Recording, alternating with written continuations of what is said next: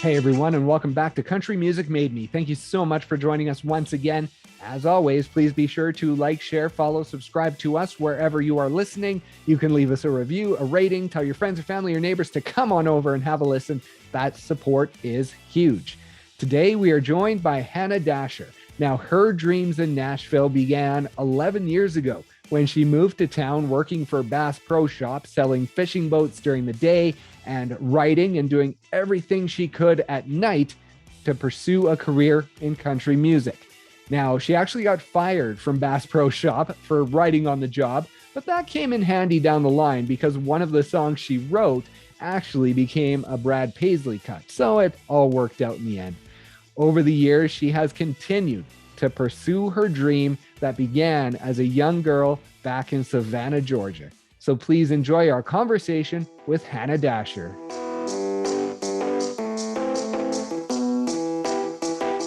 Last Tuesday, I believe it was, you had another Opry performance, and then on the weekend, you packed out Eddie's Attic in Atlanta. Yes. So what has it been like? What were those? How were those shows? Oh, well, thank you for asking. The Opry was awesome. I got to check some of it off my bucket list, and I did a Patsy Cline number. We just filmed some things with Fender at her Nashville home, which I always wanted to go inside and see it, just to go inside the house of one of your heroes. Anyway, but yeah, sold out Eddie's Attic in Atlanta. That was a lot of fun. And just to have people, just that many people in a room without radio play yet, or without a lot of radio play yet, singing my songs back to me. It tickled me to death. And now I'm gearing up for NASCAR and some Reba shows coming up. So I'm excited. That is awesome. And was that your third time at the Opry? That was my third? That was my fourth. Fourth. Okay. And I know one of the past times you performed there, Vince Gill was also on the bill, Yep, Vince right? was on the roster. Yeah, Old Crab Medicine show was there last week. That was a lot of fun. And so with the Vince Gill moment, I know that he was part of your first concert that you ever went to. And so when you're in a moment like you are at the Opry and you're playing on the bill with him, do you have time to sit there and think, holy cow, like I saw him when I was 3 years old and now I'm on the Opry stage with him? Or is life moving so fast that you forget to think back to those moments?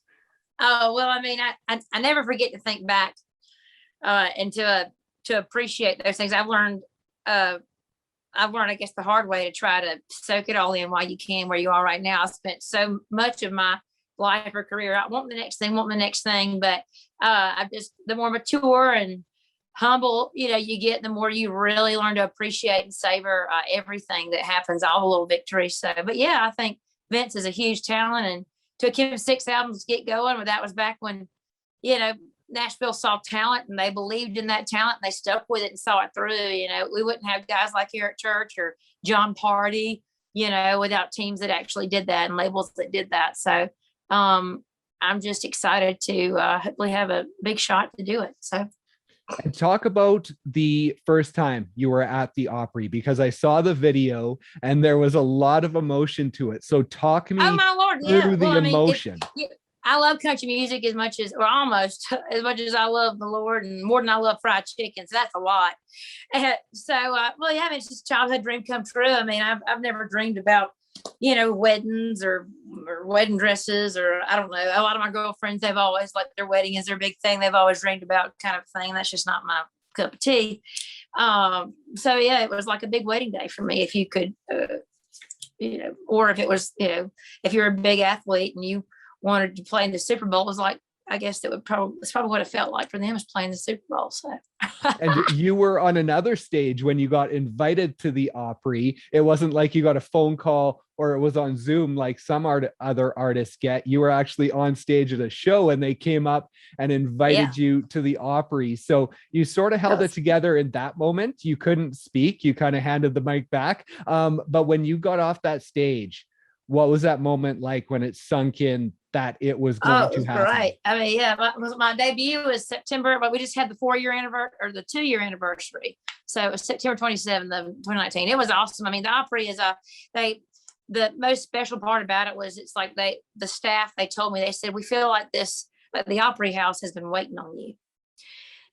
And just to be embraced by everybody there. I mean, they treat me like family, and they let me do 3 songs, even though, only the big guys get to do 3 songs. And, they let me do a sound check and bring as many people as I want, band members or whatnot. They just treat me like family over there. So I'm so thankful to have that foundation and to have that affirmation here in town. And they're really supporting my music because it's country music, like the half record is, it's just a taste of what we got coming. Growing up, when was the first moment that you can remember the Opry? Was that a big thing for your parents as well? Were they big enough country fans that the Opry was a big deal for them as well? My grandparents definitely were. My grandparents liked to dance in the living room to country music. They called it toddling, jitterbugging and things like that. But they exposed me to Hank Williams and Jim Reeves and Merle Haggard and all that good stuff, and Marty Robbins. And back then there was TNN. If you were growing up as a kid in the 90s, there was the Tennessee News Network, and Porter Wagner hosted Opry Backstage, and they played Hee Haw reruns, and you got to watch the Opry every Saturday night. And then I believe the Statler Brothers show came on after that. And my grandmother loved all that kind of stuff. My Nana, she's still alive. She loves all that mess still. But yeah, I mean, good heavens, they were a kid that really loves country music. I mean, obviously the Opry is a pinnacle thing for them. And, while I dream of selling out stadiums, my ultimate goal is to become a member one day. And if I can do that before the Lord comes back, I think that'll be awesome. Even if I don't, I'm still content to get to play there as often as I do. And I was going to ask you about your Nana, because she appears once or twice on your social media, and it really feels like you maybe get some of your personality from her. It feels like she has that big outgoing personality. And so just talk about her influence growing up and what she meant to you outside of necessarily introducing you to country music, but just her personality and what you took from her. Oh, good Lord. My Nana is she's a gangster. I will say that. The hood, she calls like neighborhood brats hoodlums. The hoodlums, she said, they were stealing all the American flag paraphernalia off of my grandfather's grave. And she got tired of replacing the American flags and wreaths every time she'd go through the graveyard to put fresh flowers or whatnot. So she, instead of just replacing it with an American flag wreath, she erected a flagpole in concrete. So it's kind of like a Camper's World or like a car dealership. When you go to the graveyard now, like there's Papa's grave, you can always find it by the big old flagpole. That's just a taste of who she is. But she loves country music. She always told us how she cried like a baby on the way to school, riding the school bus when Hank Sr. passed away. And I appreciate Hank Williams and his songwriting, but obviously Hank Jr. is an icon to me. He is a huge influence and probably one of my favorite artists of all time.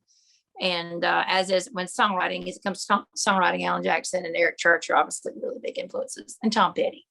But Nana's did a great job. She actually took me to that first concert that I went to that was Vince Gill and Alan Jackson. And so yeah, she and Papa did. But yeah, grandparents all people are awesome. My Lord, they're wise for a reason. I think the more you talk to them, the more you can learn. And so growing up, did you have this big personality? Were you a kid who in front of your grandparents or parents would like get up in the living room and have performances and be singing around the house? I would always sing around the house. And yes, I've always had a big personality, but believe it or not, I was shy, a little bit shy when it came to performing. I guess I've always been like a head-set kid, and I've always been a chump. But it wasn't until like high school that I really started like performing. There was a performing arts group through our 4-H program in the state of Georgia. Hillary Lindsay is a product of that. Jennifer Nettles of Sugarland is a product of that. Kaylee Hammock is also a product of that. And so it's called Clovers and Company, but they really encourage youth they find really talented youth and they put on a variety show. And anyway, and that group did a lot to help my stage presence and to boost my confidence as a performer, as did when I got to college and my buddies wanted to hear the songs that I was writing. And then eventually they started, when I played the bars, they would request those songs at the bars. And so I think it all just has to kind of reaffirm itself before you really take the bull by the horns. Now, I believe your first show was at the Lamplighter Pub. Was that it? Yeah, good Lord, you did your research, Brendan. Some of the best chicken wings in Tipton, Georgia. Woo! Nice. And so what was that performance like? You say before that you were nervous. You weren't necessarily someone who got up and did that. And so after being in the 4-H club, what was it like getting up on a stage by yourself in a bar and performing music? Well, I mean, I knew I couldn't get up there with I didn't have a band behind me, and karaoke tracks aren't cool. So unless you're just drunk karaoke, and I wasn't of legal age yet, but yeah, I had just I saved and I borrowed money from my parents too. And I bought my first acoustic guitar. It was a Canadian made guitar. It was a Larrabee, and like a cutaway guitar. And I said, all right, if I buy a nice guitar, then I'm going to have to learn to play it well. And so that was just something that I did to force myself to get out there and start doing the dang thing. And so, yeah, I mean, I wasn't the player that I am now, and I'm not the player that I want to be one day, but yeah, just you had to start somewhere. And did your dad get you a guitar at 14? He did. I was like 13 years old and got me like a Fender acoustic. He and mother had some trip to the mountains, I don't know, and he bought me back an acoustic guitar. And so I tinkered along with it and taught myself some chords, but it really wasn't until college that my parents got a divorce that I just started diving into songwriting, and I really just started playing the guitar. It was just kind of my comfort thing, and yeah, Lord, I still need to practice. I'm too busy making TikTok videos. I feel like pick up a Fender, but I got one sitting right here beside me and one nice. behind me. And yeah, I was going to ask what that guitar collection looks like these days, because I know that, yeah, Fender was sending you some and you had some from the past. And so what does your collection look like now? Well, to me, it's huge now, considering that prior to my Fender deal, I had sold every guitar that I owned basically to pay my band. And because it's expensive, to hire a band out and pay them, and they can't play for free forever. And most people don't know that opening acts only get paid like $250 to $500 a show, unless I'm opening for like Hank or a bigger act, then they'll pay me more than that. But like touring with guys like Cadillac 3 or Stillwoods, you're not going to make a lot of money playing those gigs. So, but now the arsenal is Gibson's given me indefinitely loaned me a really nice SG, which is that AC/DC rock and roll guitar for all those of you who are listening. Nice. And I've still got my Telecaster that Jaron Johnson gave me. He's the front man, lead singer of the Cadillac 3. Yeah. And but he signed me to a publishing deal. I guess it was my first fancy Tele that I owned. And signed me to a publishing deal at Sony here in Nashville, Sony ATV in Nashville. And he was like, "Here, learn it." And that was the boost that I needed to pick up the electric guitar and start learning it. I have a pet peeve if somebody's going to play an electric, especially a woman. I'm harder on women because I am one, so my expectations are just higher for us as women. Right. So if you're going to sit there and hold the damn thing, do something with it. And so I'm no Eric Clapton by any means, but I take a few solos in my sets and I try to entertain. And so, yeah, I'm excited to be the Fender Next artist this year and the face of the new Nashville Player Plus Telecaster. Yeah, that's awesome. And you talk about Jaron giving you a guitar. I want to talk about his influence in a second, but I wanted to talk about your move to Nashville. And yes, when you went there, you're working and you're selling boats and all of that. But when you went, did you have any connections at all? Like some people say, oh, a friend of a friend had someone they told me to look up. No, I didn't know a soul. I knew my buddy Matt Runner, who works at Paradigm Booking Agency. He books like Sturgill and Children and some of those guys, I believe. But other than that, I didn't really know a soul. Well, I knew one girl who actually works at the record label in Sony, but I mean, she didn't do a thing. I mean, she didn't owe me anything, but I just know I didn't know anybody. I didn't. So I made T-shirts. This is 11 years ago now, but yeah, I made T-shirts so that people would approach me. Just T-shirts with funky stuff written on them. Like I mentioned, the Conway Twitty says, "Hello, darling. I just love to lay you down." I just made cool shirts. Dallas Davis and Easton Corbin actually approached me because of my Bocephus shirt that I made, because there weren't any around at the time. I'm like, man, I want one of those. How do I get one? And anyway, so. And so how long did it take you to become comfortable within the city? Oh, well, I was so blessed. I had a friend of a friend that reached out, who actually lives in Arkansas now. And these two girls, they just looked after me. They weren't in the music business at all, but they just looked out for me and made sure that I had something to do on my birthday. And, I think God sends those people to you. And then lo and behold, I was reading the Nashville scene, because back then there wasn't Instagram yet.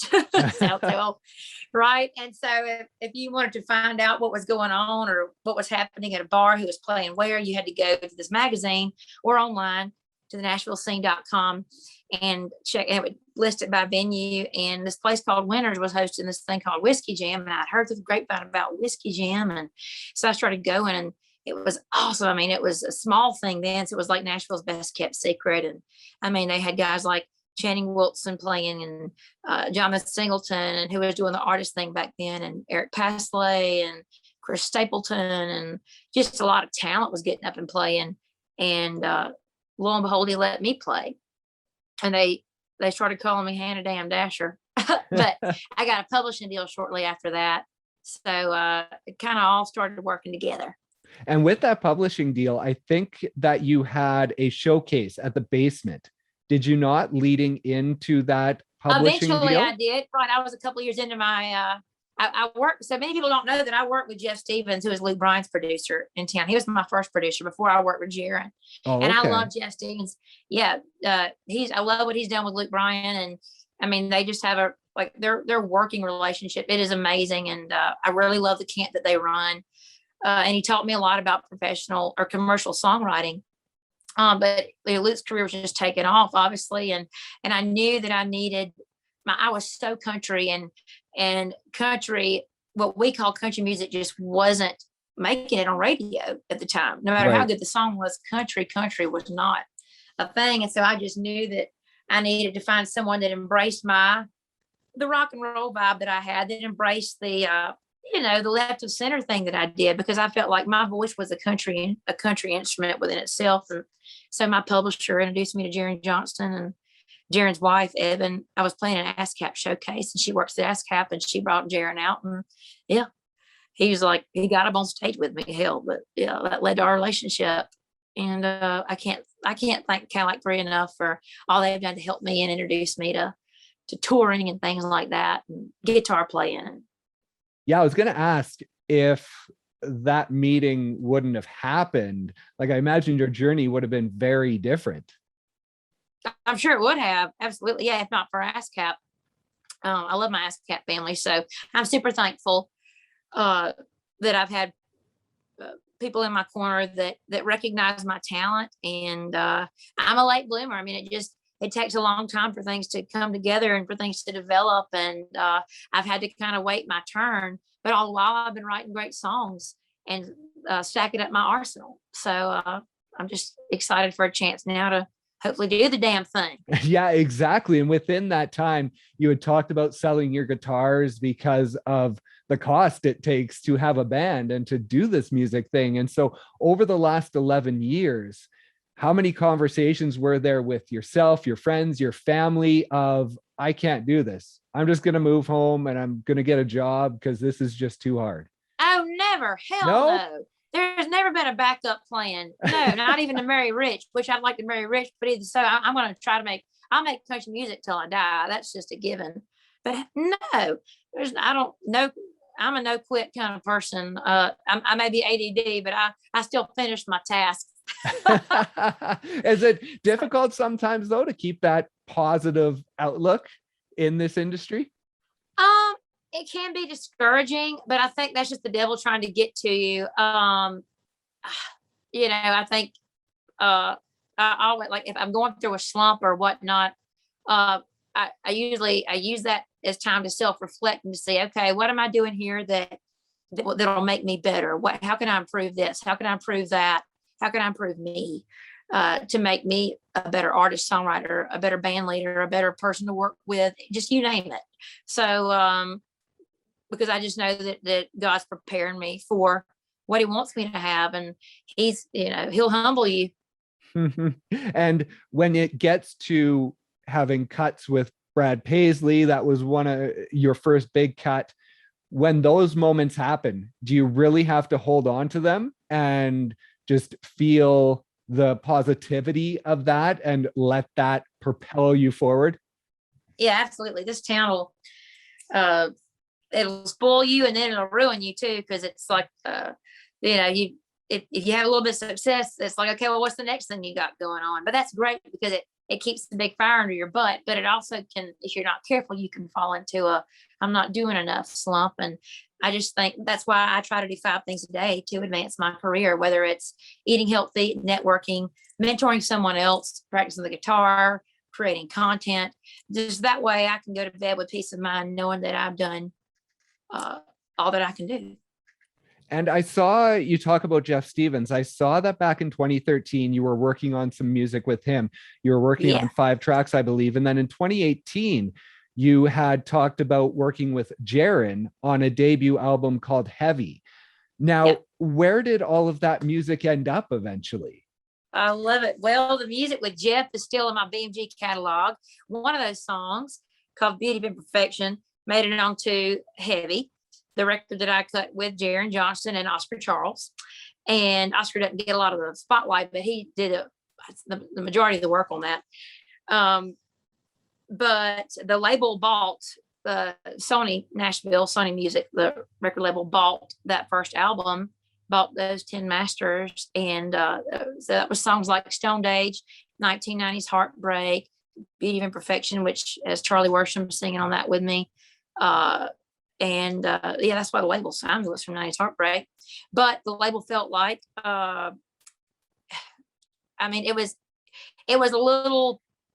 it sounded a little bit too much. I felt like it sounded a little too much like Cadillac Parade, if you will.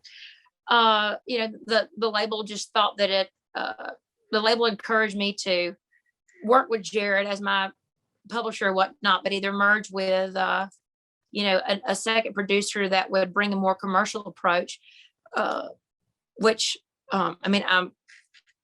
absolutely, I feel like sometimes you can't lose who you are, but there's a way to make, if it was up to me, I want my song to sound like Skinner with a steel guitar, which my band pretty much does. But there's a certain shine that you put on commercial music that will make it palatable for a bunch of ears. And my whole purpose here is not just to reach a little audience, but I'm trying to reach as many people as possible because my music's fun. It's happy. It brings joy. Anyhow, so I started writing a lot with Brandon Hood. And so he and Jaron and I did the Tree together. And I think that's why the Tree just sounds so awesome because you got that nasty, stanky guitar and you got that Brandon's little thing that he does. So, but yeah, Jaron gave me his blessing to cut some sides with Brandon. And we did. We cut the half record. Brandon found Girls Call the Shots and we wrote a lot of the rest. And I'm just so tickled to have that project out there. And I wish they were pushing it to radio, but I hope the next thing will pick one up. Yeah, soon. And with the Tree, you mentioned the Tree. Now you debuted that at the Opry. And when you did that and the reception that it had, how did that make you feel within this whole journey? I don't think the Tree has seen the light of day that it's going to see. I'll answer that way. Right. Reba has had it on hold twice. Oh, wow. And And there were talks back before all these artists were doing, 2 years ago when I first wrote it, I wasn't going to release the Tree. I wanted a guest vocalist to be on it. I asked the label, I was on the same roster with like Luke Combs. I asked the head of labels, like, can we make this happen? I think Luke would be a great addition to this. Like I need to have a bigger artist to kind of push me out of the wazoo, but I didn't have the manager to pull that off to secure that. Cause it's a big political game. And so I'm just trying to keep writing and write the song that speaks for itself, that doesn't need a big manager behind it, that just needs a platform.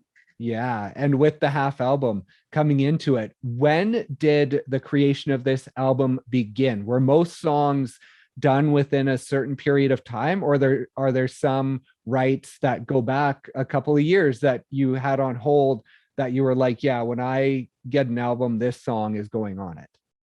I love it. Well, I'm a whole record woman, and I wanted to put out a whole record, but there wasn't enough left in the recording budget Ah. to do it. So we just decided, okay, let's do the half record, and then I'll finish the whole record and release them all at once. And those songs, to answer your question, those songs were written. Majority of those songs were written in 2020. And let me see, we've got Shoes that was written in 2020. Left Right was written actually at the beginning of this year. So that was the only one that's new. You're Gonna Love Me was written at the beginning of 2020. I think Call the Shots, Lance Carpenter and the Warren Brothers wrote that one. They were Frazier. And so did you go into 2020 knowing that you wanted to put out an album, and did 2020 push that back? Were you hoping to release it sooner? Yes, but it takes a long time for things to come to fruition. And when you're on a big label like that, it's like an assembly line, and you kind of have to wait your turn in line, and and stuff like that. I mean, when they signed me for 1990's Heartbreak, and I wanted them to go ahead and push it out then. Of course, I wasn't developed yet, I guess, as an artist there. We needed more songs, more big songs to follow it up with. So Walker Hayes had his 90s song out at the time, which they opted for that one. But anyway, he's had a lot better luck with Fancy Like, and good for him. What a good guy. So that just bought me the time to try to work on some bigger songs. And with You're Going to Love Me, how much time did it take to convince you to actually put that on the album? Oh, not at all. I wrote the song as my show opener. Yeah. And I knew that I wanted it to be on my record. And I just, that's my live show is, where it's upbeat, it's honky tonk, stanky, it's something of the past and something totally fresh that you can't put your finger on. And that's what I wanted the record to be. And hell, my house is nostalgic. I am. I'm dressed like Ellie Mae Clampett, but that's who I am. I went to the dermatologist like this morning. That's what I'm me. But I just wanted to give people a taste of that, of that. And, but I knew You're Gonna Love Me needed to be on the record. And then I teased it on TikTok and it went viral. Yeah, exactly. And how, is there a line you walk in producing songs that are fun and sort of tongue in cheek, but also having that production value that is going to get you the radio play, that is going to get that attention? Absolutely. I think if you want to win at this business, I think there's a way to, I call it wrapping the medicine, wrapping the pill in a little cheese to get the dog to swallow it. I think that is a line that you cross that is still true to me. Like, for instance, I'm into groovy, greasy drums, like the Eric Church and even Morgan Wallen. And Eric Church he gets away with a lot more with what Jay Joyce does as a producer. It's a lot dirtier. Morgan Wallen stuff is a lot cleaner. And I'm somewhere in between that, if that makes sense, with it's groovy and fat and heavy, but there's a 90s nostalgic 90s country element. I think it's my voice because of all my vocal influences. Hell, I had people like Reba and Lori Morgan and like Trisha Yearwood and Alan Jackson to listen to growing up. And Vince Gill, guys like that. So, and Aretha, but naturally my voice would be a product of what I was raised on singing. And there's some Patsy Cline and people hear Dolly elements in there too. Whatever, I let them put their finger on it. And with your grandma, when she has with this album, when she had the first listen of this album, what was her reaction? She loved it. I think she loved it. So yeah, she did. She loves me. But the reaction that I really love the most is my TikTok following. It's because that's my biggest platform, and Apple Music is giving me a lot of love. Amazon too, but Apple's really giving me a lot of love, and Apple's they're really big champions of me over there, and I just can't thank them enough for playing my songs and embracing that. And the label puts a lot of weight on, or labels put a lot of weight on Spotify streams because that's how they draw their money. Spoiler alert. But only 2% of the world's, less than 2% of the world's population is even on Spotify. There's so many other outlets where people hear music. And so that's why I'm trying to work on my YouTube channel now. So for your listeners, please have them subscribe to Hannah Dasher on YouTube and follow me on the Instagram and on the TikTok. But the response to the half record from TikTok was, it's been, I don't listen to country music anymore, but I love this. Or I don't listen to country music, but I love this. And that's exactly where I want to be musically. I'm just so tickled to touch people in that way. So I'm just praying for some big management to get on board and to see that when the time is right, and let the rest be history. That's awesome. And with that support, and then also you mentioned the Fender, being a Fender artist, and then also the CMT Next Women of Country class. Yeah. Now, coming out of 2020, how important are those things to just kind of give you the confidence heading out of the year that we had? Yeah. And now moving forward, was that a pretty big, well, it's always a big deal, but was it even bigger because you want to just get moving forward now? I mean, of course, to be recognized by big names like that, like CMT or like Fender, that's huge. But again, I try not to rely on things like that for my affirmation, because I just think you can get too bogged down in that. I mean, I'm confident in who I was created to be, and in my God-given talent, and in my uniqueness, because I am the OG. There's nobody else that's doing what I'm doing. They may try, but I mean, right, what do they say? Often imitated but never duplicated. I just that's where I draw my confidence and my affirmation, and when I'm performing shows, there are people that are coming out, and and everywhere I go, I'm taking a picture with somebody because of this damn TikTok platform or because of this half record. So I'm just, that's where I pull my joy and my confidence, and knowing that I'm doing something that's touching people, that's really working. And when you look at that confidence and you look back 11 years when you first got to Nashville, how has that changed within you as an individual? Wow. Well, I mean, I'm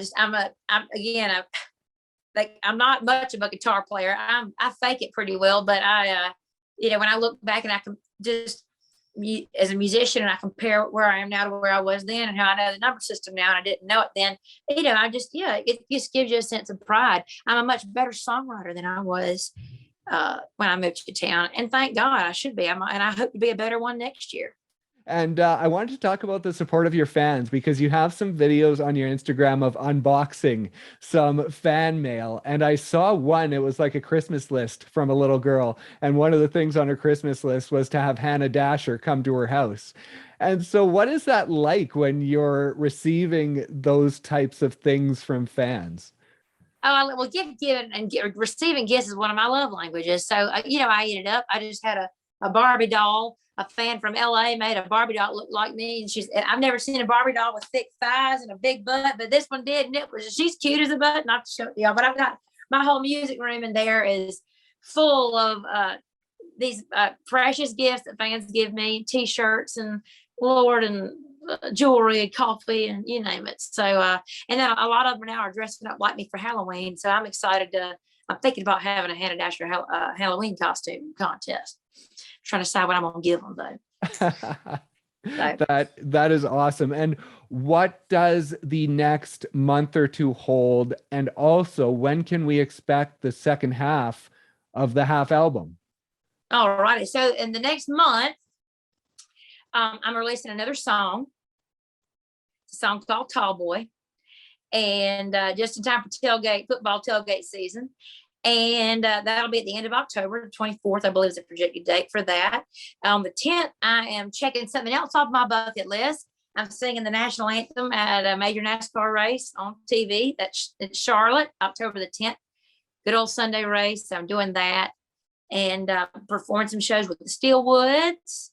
And I'm going to try to crash another show of a big artist here in town for my tailgate tour. So I'm hoping to do that. Otherwise, the next tailgate dates which are dates outside of my regular tour, will be in December 17th and 18th. I'll be in North Carolina and South Carolina. when you're crashing the parking lots of these major tours, what has it been like? Because I read Eric Church did that a few years ago, but he got kicked out. And so when you're doing it, has there been anything like that? Have you been kicked out yet, or has it been all good? I've been kicked out of a parking spot, but I still made it happen. And hell, I had probably 45 people show up, which is great. I was like for the Eric Churches for his opening weekend. So the thing is, I don't announce the artist I'm doing it for, but people are finding out. Whiskey Riff has been giving me a lot of love this month. They just wrote another great article this week about me, and I'm just so thankful for people just recognizing my, my elbow grease. But I knew the best way. I didn't get on the tours that I wanted to. So this year, because I don't have a big manager, so I just decided to make my own damn tour and to bring my music to the fans. And so I had a dear fan. He's a bus driver, Coleslaw is his name, but he donated his F-350 to me to use indefinitely. So I've got an F-350 flatbed Ford that we drive, and I've got a really nice banner printed and a PA system.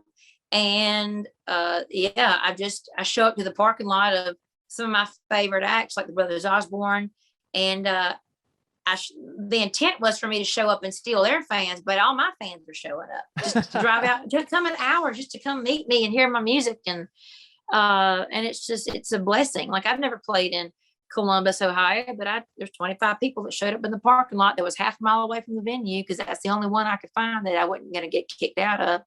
So, but I'm more of an ask forgiveness than an ask permission person. Right. Yeah, exactly. And so finally, when can we expect the second half of the album? Do you have a plan for it yet?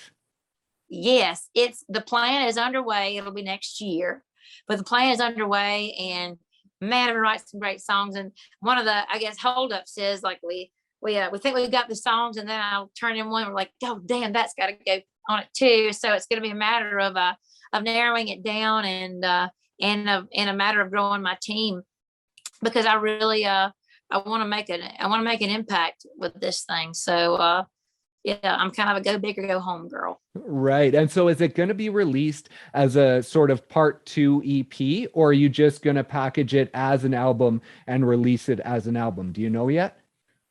I do not know yet. I would like to release it as a whole record, but I'm hoping at the least it will be packaged as a part 2 at the least. I mean, either way, fans are going to get the music, but yeah, it just depends on that recording budget and what I'm able to do.